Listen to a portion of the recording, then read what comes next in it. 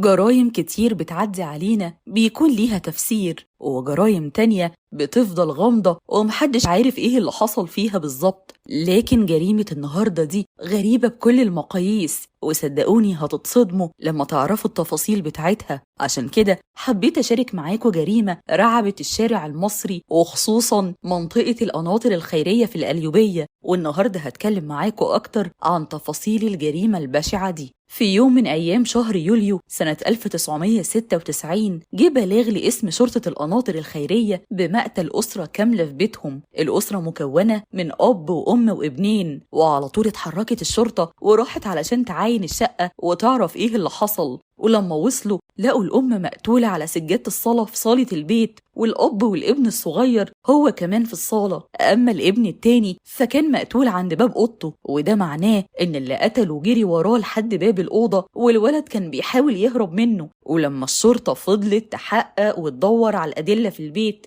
لقت إن مفيش أي آثار لاقتحام ومفيش أي آثار لتكسير أو معركة في البيت، وده خلى دماغهم تفكر إن القاتل معروف للعيلة ودخل البيت بشكل طبيعي. وهنا ظهر الابن الثالث للأسرة واللي كان الناجي الوحيد من الجريمة دي، وده بسبب إنه كان بايت عند جدته في يوم الحادثة وما كانش في البيت. وقال للشرطة إنه لما رجع من عند جدته الصبح وخبط على الباب محدش فتح له، وطبعا ده خلاه يقلق، بس للأسف ما كانش معاه المفتاح، فطلب مساعدة واحد من الجيران وقدر إنه ياخد منه سلم ويفتح الشباك بتاع الشقة ويدخلها من بره. ولما دخل شاف إن عيلته كلها مقتولة، وعلى طول بلغ الشرطة وقال لهم كمان إنه مشي قبل الحادثة بيوم علشان يبات عند جدته، وكانت الساعة 11 بالليل. ولما نزل من البيت شاف ميكروباص واقف تحت البيت وراكب فيه 4 أشخاص، وندهوا عليه وسألوه عن باباه فقال لهم إنه فوق. ولما سألهم بتسألوا ليه محدش رضي يقوله، فسابهم ومشي. لكنه لاحظ إن الميكروباص من غير نمر، بس ما اهتمش وكمل طريقه لبيت جدته. وبعد ما الشرطة جمعت كل المعلومات دي بدأت تعمل التحريات بتاعتها وبدأت ترفع البصمات من البيت. وكان الاعتقاد اللي غالب في الوقت ده إن الأب والأم على خلاف مع أي حد وجاي ينتقم منهم، وخصوصا إن الأم كانت شغالة سجانة في سجن القناطر للسيدات، وممكن تكون اتخانقت مع سجينة أو ضايقتها، والسجينة دي قالت تنتقم وتشفي غليلها منها. واللي خلاهم يفكروا أكتر في الموضوع ده إن مفيش حاجة اتسرقت من البيت. وفعلا بدأوا يجمعوا معلومات عن كل السجينات اللي الأم اتعاملت معاهم في آخر فترة، ولقوا ستات منهم فعلا كانوا على خلاف معاها أو حصلت بينهم مشكلة أو خناقة لأي سبب. لكن الشرطة لما اتحرت في الموضوع ده لقوا إن مفيش ليهم أي صلة بالجريمة، فقرروا يدوروا في معارف الأب اللي كان بيشتغل سمسار، وبدأوا يدوروا في الزباين بتاعته ويشوفوا لو كان على خلاف مع أي حد، لكن برضه من غير أي فايدة، لحد ما قرروا إنهم ياخدوا الابن نفسه ويدوروا على الميكروباص اللي قال إنه شافه تحت البيت. وفضلت الشرطة لمدة 5 أيام كاملة تعرض عليه ميكروباصات مسروقة وميكروباصات عادية وتلف في الشارع مع الابن علشان يشوف الميكروباص ويشاور عليه، والشرطة تتصرف بعد كده. لكن برضه مفيش فايدة، والابن مش بيتعرف على حاجة، لحد ما جت اللحظة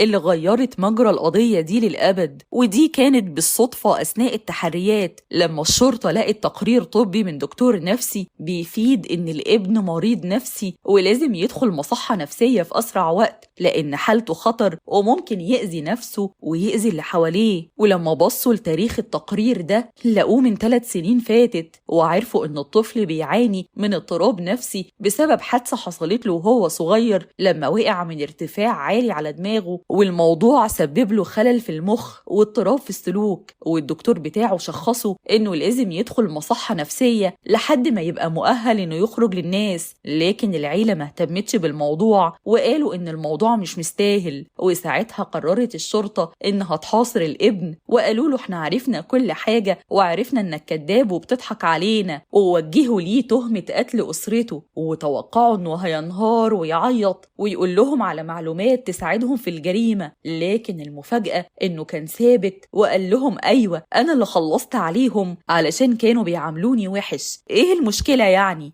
أيوة زي ما سمعته كده، قال إيه المشكلة لما أقتلهم يعني، ما هم يستاهلوا. وطبعا اعترف كمان إن مفيش ميكروباص جه ولا أي حاجة، وإنه ما كانش بايت عند جدته في اليوم ده أصلا. ولما الشرطة خدته على مسرح الجريمة علشان يمثل الجريمة بتاعته تاني، بدأ يعيد نفس اللي عمله تاني. وكانت البداية لما استنى وقت الفجر علشان مامته تقوم تصلي زي ما هي متعودة، فخرج للصالة وهو ماسك السكينة وخلص عليها. ولما صرخت خرج الأب بسرعة للصالة علشان يشوف فيه إيه، بس فاجئه الابن بضربة في صدره خلصت عليه. وساعتها اخواته الاتنين سمعوا إن في حاجة بتحصل بره وخافوا، لكن هو دخل الأوضة بتاعتهم وكان عامل نفسه ما يعرفش حاجة، وقال لهم تعالوا نخرج نشوف إيه اللي بيحصل بره. وقتل اخواته الاتنين، سواء الطفل اللي حاول يهرب ويستخبى تحت الكرسي أو التاني اللي وقف علشان يشوف فيه إيه. ودي كانت واحدة من أغرب الجرايم اللي حصلت في مصر، لأن القاتل كان واحد من العيلة في الآخر.